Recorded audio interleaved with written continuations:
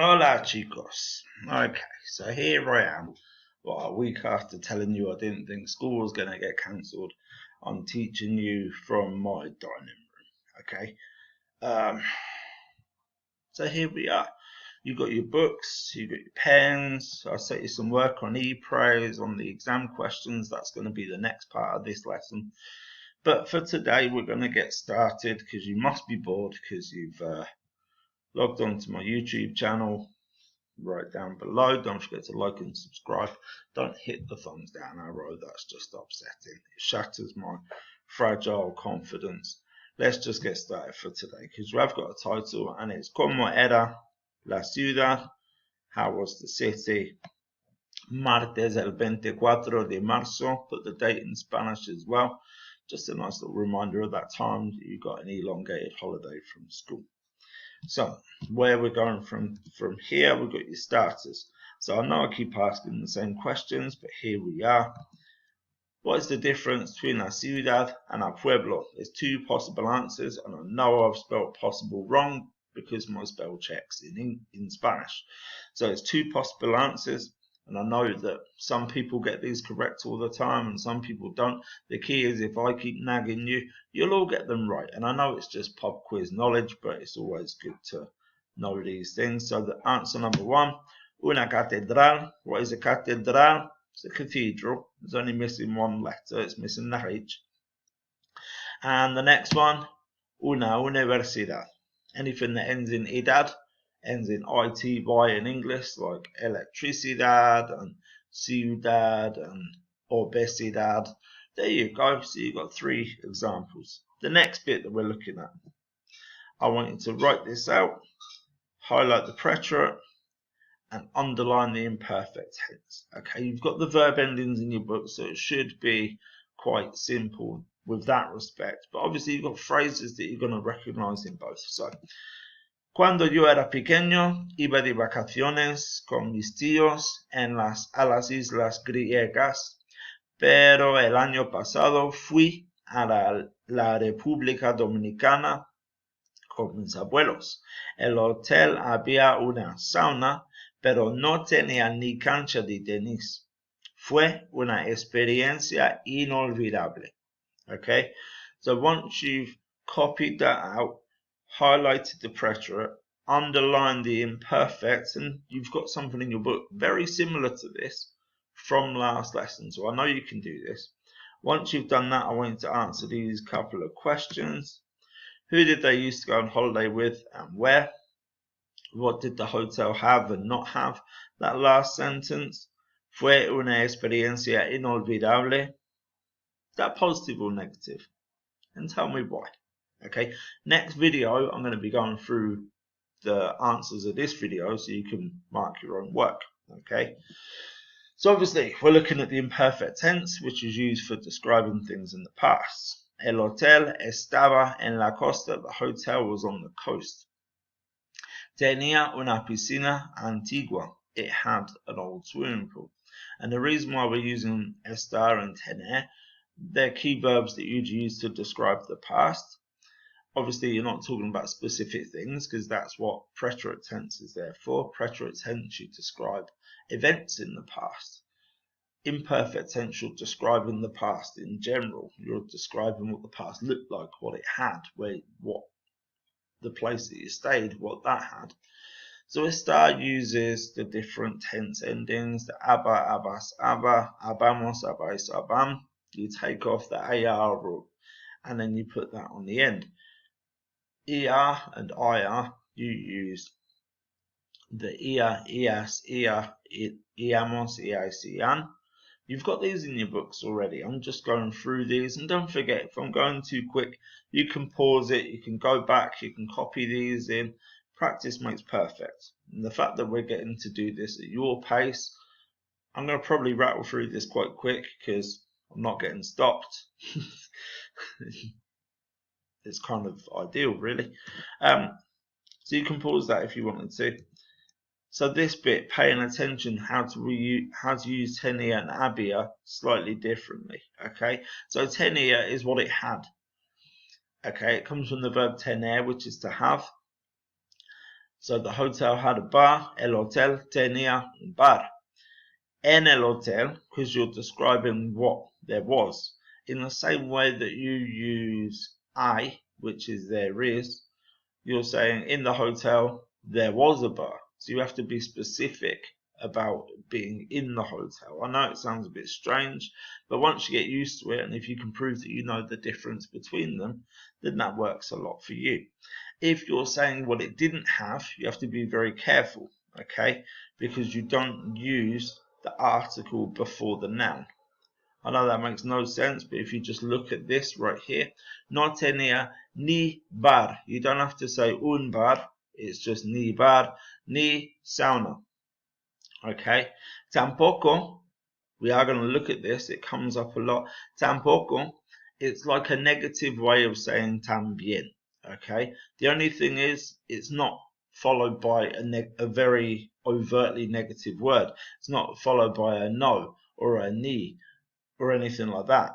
So you really have to be careful, because if you didn't know what tampoco meant and it just said tenía gimnasio, you'd think, oh, it had a gym, when really it's telling you it didn't have a gym.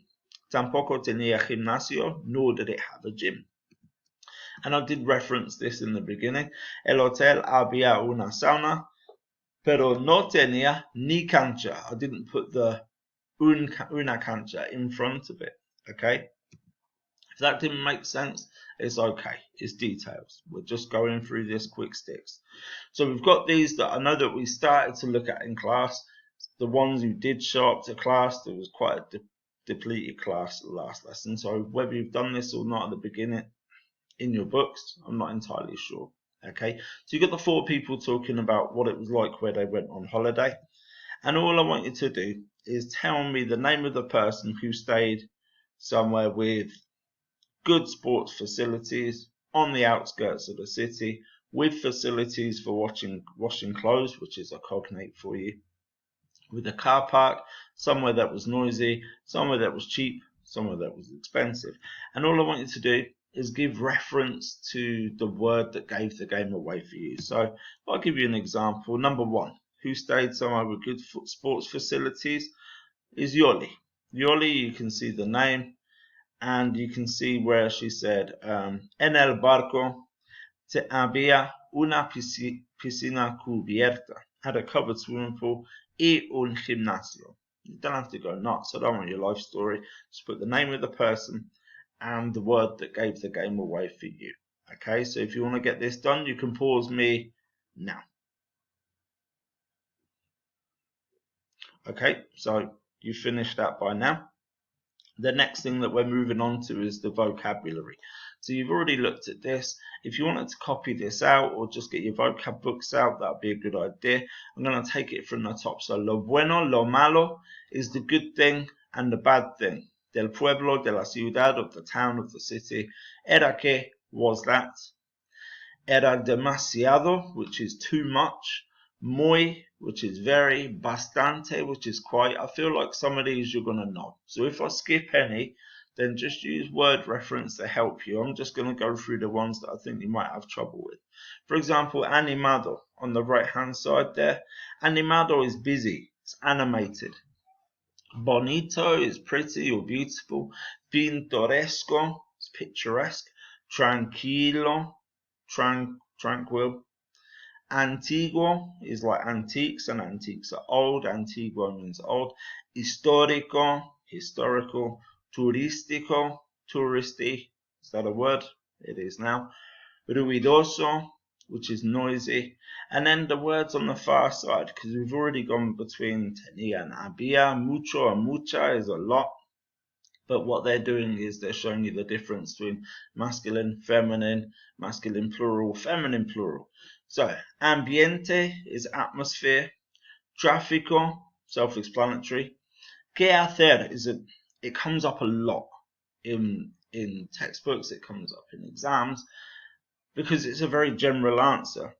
If you say había mucho que hacer, it had a lot to do. It's a really general answer. It's really non-specific, and it's there just to catch you out. Mucho que hacer, a lot to do. Mucha contaminación sounds like contamination, but means pollution. Okay. Mucha gente is another tricky one. Gente, it's a singular noun, but it means people. So it's a collective pronoun. I hope it is. I'm sure Miss McDonald will tell me that it isn't. She is my linguistic guidebook.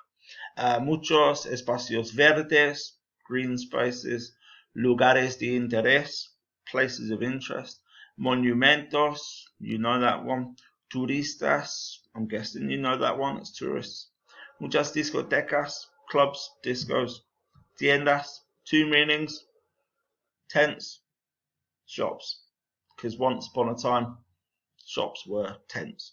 You can see where that word came from. Anyway, I'm going to stop babbling on. And the bottom bit, no tenía ni cine, it didn't have a cinema, ni bolera, didn't have a cinema or a bowling alley. So chicos, for each account of the holiday, I'm going to put myself up here. For each account of the holiday, it doesn't make it better, does it? Here we are.